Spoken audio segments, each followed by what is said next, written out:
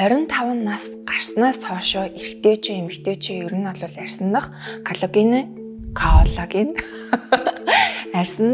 коллаген алдаж эхэлдэг гэж байгаа юм байна л да. Багасч эхэлдэг гэсэн үг. Эмчилгээ хийлгээд явах одоо бидний нас маань ер нь болцсон юм байна. Одоо үрчлээдэж эхэлж юм те. Баг багаар эртнээсэндээ ингээ анхаарч эхлэхгүй бол хайж болохгүй мэн л гэж бодсон. Тэгээ би сая арьсаа уншлуулсан чинь ихэнх хүмүүсийн Т-зон ингээд ер нь бол тослог байдаг гэж байгаа байхгүй юу?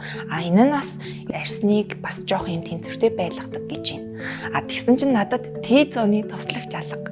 Тэгээ бүр маш хуурай байна гэсэн дүгнэлтэнд хүрч байгаа байхгүй. Би яг өөрийгөө ер нь бол хуурай арьстай гэдгийг ер нь бол мэднэ.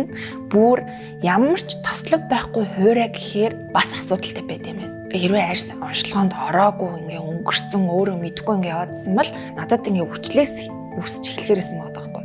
Хэрвээ тиймэрхүү тохиолдолд ер нь бол мессийн эмчилгээ арга чаргаар бол ингэж орж явах байсан байх гэж